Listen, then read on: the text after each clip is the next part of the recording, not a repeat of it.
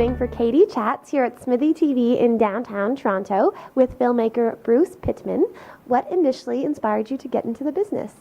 Going way back, my neighborhood movie theater when I was growing up was the Kingsway Theater, which I'm happy to say, last time I looked, still exists. And it was Saturday matinees, usually double bills, and I just saw a lot of movies in that. And somehow I think they just began to sink in with me. And I remember specifically, and it was probably a process, but specifically I got very interested in filmmaking on March the 2nd, 1963.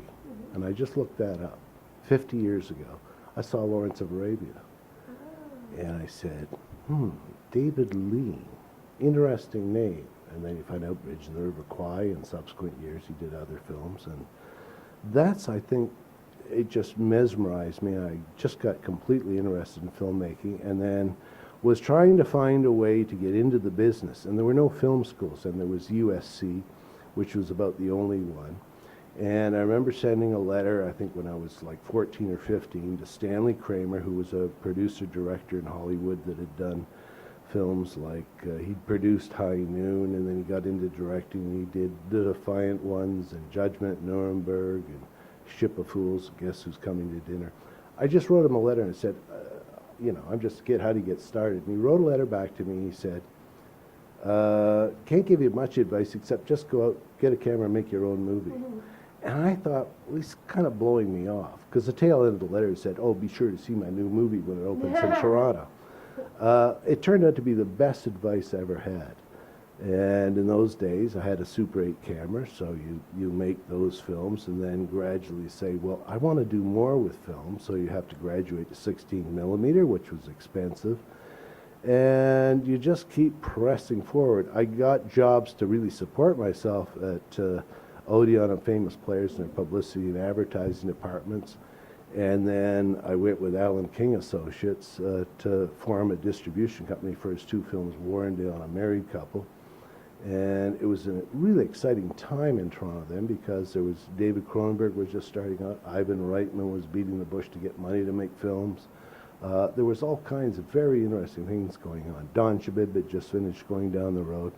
So I just sort of got very excited with all those guys, and was making documentaries at night.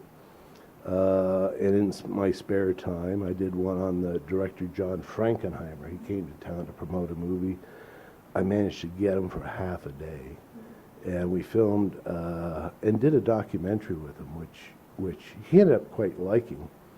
I wrote him a letter and said, I'd love to work with you sometime. He wrote back and said, yeah, you can work on my next film as long as you don't want any money. And I said, sounds like a great deal to me.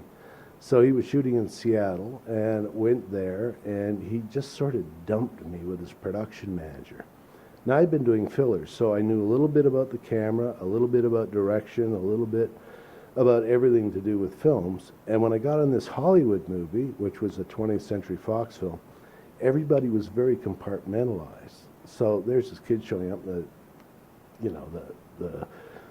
production manager says, well, what are you going to do on it? And I said, well, I can do practically anything. He said, well, look, we've got a double system 35 millimeter projector, portable.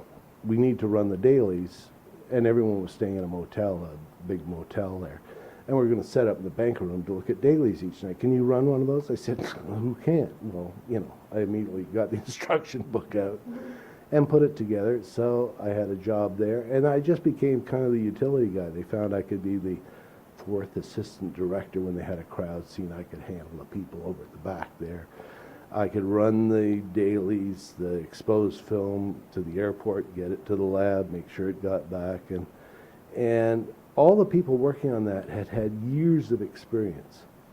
But like the production manager had only ever been a production manager. The cameraman had only been a cameraman. The assistant cameraman, and these guys were 50, 60 years old. That's the only job they ever had. So I was able to bounce forward, and I was picking their brains for information and finding out what films they worked on. I remember I sat down with an assistant cameraman. I said, what's the best film you worked on? He said, yeah, he said it was a Western that I did. I forget the title, but it was like Gary Cooper, and he's like plays the sheriff in this small town. I said High Noon. He said, no, it wasn't High Noon. But anyway, there's these guys at the railway station waiting for him. I said, it's High Noon. No, it wasn't High Noon. And he described the exact plot of High Noon. This guy had worked in High Noon, but didn't really know it. But that was the best film he ever worked on.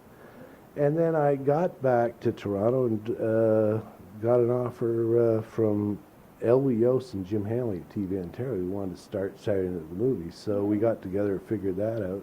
And how did interviewing all the guests at Saturday Night at the Movies influence your career? Oh, hugely. It was like a graduate school. We were doing sort of local documentaries, filming interviews here, and I said, we've got these old films. It's the early 70s, mid-70s. A lot of these people are still around. We should just get to Hollywood and do it. Well, they didn't really have a budget, so Elway and I and a production assistant sort of paid our own way down, stayed with friends. I knew a cameraman down there, so we picked him up cheap, and I just got on the phone. And all these people who were mostly retired really wanted to talk. So you get to spend a day with Frank Capra and John Ford and King Vito, all the great filmmakers and cameramen and writers and actors. And it was just an amazing learning experience talking to these people. And it's really stayed with me over the years, yeah. And tell me a bit about your recent film, The Last Movie. Well, it's almost like I came full circle. I got into directing. You get hired to do jobs, and you do. When we had the low Canadian dollar here, basically we became a branch plant for American culture, and Canadian culture sort of disappeared. But the money was good, and we got a chance to do CBS Movies of the Week and lots of episodic TV, and sort of went through that. And then our dollar went up. You suddenly had a 500 channel universe, so audiences per channel shrunk, which means they didn't have the money for movies of the week. Budgets for dramatic TV shows went way down, and along came reality TV. And I just didn't have any interest in that. So in the last couple of years, since most of the work I did kind of dried up and went away, and the other work is sort of run by accountants and lawyers and that, and I just said, I don't want to sort of do that. And we just came up with the new technology, which had low-cost cameras, which means you can shoot a film on a computer chip the size of your thumbnail, and you can put it in the theater. It looks great on the big screen. And I said, well, why don't we invest in the equipment, modest equipment. You can get edit facilities through Final Cut that goes on your home Mac computer. That is the industry standard for feature films, and that costs like $800, $900. And we just said, let's put together a movie just ourselves. So it's like the old Mickey Rooney routine. Let's go down to the barn and put on a play.